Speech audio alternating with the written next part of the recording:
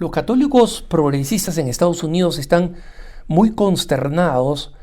por la victoria del presidente Donald Trump y especialmente porque la victoria del presidente electo ha sucedido con un número sin precedentes de votos de los católicos y los católicos en general, es decir, no solamente los católicos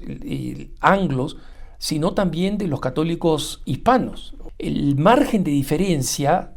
a favor de Trump contra la candidata demócrata Kamala Harris fue de 56% contra 41%, es decir, un margen de diferencia de 15 puntos, y esto es sin precedentes para el voto católico. Un margen reciente que era considerado muy grande fue con la que el presidente Joe Biden ganó en las elecciones de 2020, que fue un margen de 5 puntos, 52 a favor de él, 47 a favor de Trump. Y este margen, en consecuencia, marca la importancia que el voto católico ha tenido en la victoria de Trump,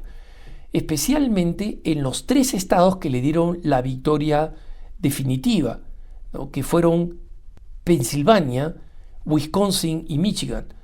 Esos 3 estados que eran conocidos como la barrera azul, porque azul es el color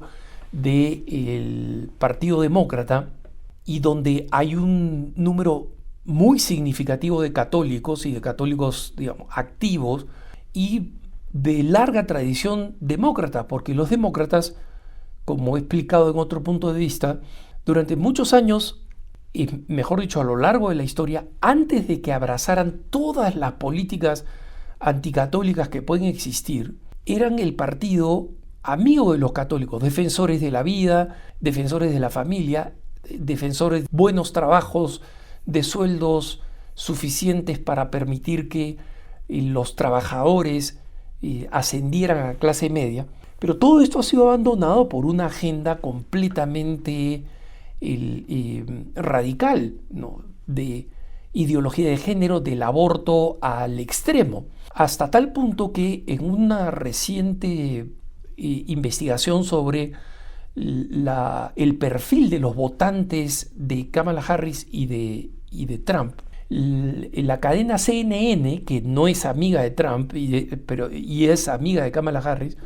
reveló que mientras la minoría de personas que son radicales en el aborto, es decir, que creen que el aborto debería producirse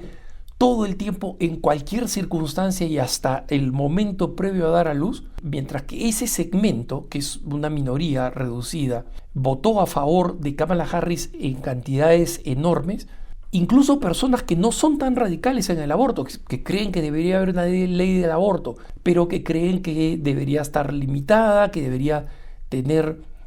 un número importante de restricciones, ya sea en el término del desarrollo, ya sea en las circunstancias, votaron a favor de Trump. Y esto significa que, a diferencia de la anterior administración de Trump, en este caso, Trump debe su presidencia a los católicos de una manera muy particular, porque a lo largo de la historia, los católicos se han considerado como el grupo que estaba más al medio, ¿no?, y que normalmente dividía sus votos entre los dos partidos políticos muy cerca el uno del otro, ¿no?, entre 1 y 3 puntos de diferencia entre un candidato y otro, ¿no? Entonces, obviamente los católicos progresistas se centran en todos los defectos de Trump, que son reales, absolutamente reales, ¿no?, pomposo, maniático, egomaniático, y muy radicalizado en algunos temas, como el tema de la inmigración, por ejemplo, pero no son conscientes, se jalan los pelos preguntándose cómo puede ser que los católicos hayan votado así. Esto significa que los obispos han hecho un pésimo trabajo, culpan a los obispos norteamericanos por eso, pero lo curioso es que estos católicos progresistas que dicen los obispos han debido decirle a los católicos cómo votar prácticamente, son los que constantemente repiten que los obispos no tienen por qué decirle a los laicos lo que deben hacer, porque estos católicos progresistas son los mismos que creen que la iglesia debería cambiar la doctrina en términos de las uniones homosexuales, la ordenación de mujeres, etcétera, etcétera. Y cuando los obispos dicen, esa no es doctrina de la iglesia, la respuesta que ellos dan es, yo soy un católico laico a quien el Concilio Vaticano II ha empoderado, yo estoy opinando de acuerdo a mi conciencia y el obispo no tiene nada que decirme cuando yo opino de acuerdo a mi conciencia. Pero resulta que ahora los obispos sí debieron ejercer presión sobre los católicos y enseñar en los temas que ellos consideran que deben ser defendidos porque ese es su gusto. La verdad es que muchos católicos hemos votado, digamos, sosteniendo las narices, no porque creamos que Trump sea una auténtica solución, pero definitivamente la agenda de Kamala Harris era tan absurdamente radical, tan anticatólica, tan antirreligiosa, que había que estar loco como católico por votar por ella. He mencionado en otra ocasión cómo en toda su carrera profesional, desde que era la fiscal del estado de California, donde nunca permitió una excepción a favor de las religiones, algo que demanda la primera enmienda, o sea, el primer punto de la Constitución de los Estados Unidos, libertad de religión. Es más, apoyó y sostuvo medidas antirreligiosas donde el aborto tenía que aplicarse incluso a las instituciones que eran religiosas, que cuando tomó esas medidas fueron rechazadas por las cortes de los Estados Unidos porque claramente eran contrarias a la libertad religiosa. Después, cuando ella estuvo en el Senado, cuando dos miembros de los Caballeros de Colón, esta organización católica laical, histórica y venerable, fueron presentados como candidatos para ser jueces, Kamala Harris los atacó por decir los Caballeros de Colón son una asociación misógina y antiaborto. ¿Eso no lo descalificaría a usted de ser juez? Y para ser juez está dispuesto a denunciar a los Caballeros de Colón y distanciarse de ellos. Lo que les está pidiendo no es que se distancien de los Caballeros de Colón, es que se distancien de su fe. Y luego durante la campaña, ya como candidata a la presidencia, le preguntaron en una de las entrevistas que ella aceptó, que todas las entrevistas que aceptó, excepto por un canal que fue más riguroso con ella, todas eran con preguntas suavecitas, ¿no? O sea, prácticamente, ¿qué lado le gusta Kamala Harris? Una le puso la pelota para que pateara y para que apelara, digamos, a un público más moderado, que no fuera extremo abortista, y le dijo, para conseguir una ley federal, como usted quiere, una ley federal que apruebe el aborto en todos los Estados Unidos, ¿usted estaría dispuesta a hacer alguna concesión? Por ejemplo, libertad de conciencia para médicos que son religiosos y que no quieren aplicar el aborto. Y ella dijo, no, yo no veo ninguna razón para que nosotros hagamos excepciones a lo que es un derecho absoluto, ¿no? Es decir, el supuesto derecho de la mujer a abortar. Entonces, esta radicalidad extrema es la que hizo que los católicos pensantes dijeran, no podemos votar por esta mujer. Y una vez más, digo, el candidato Trump y el futuro presidente Trump no son una opción ideal.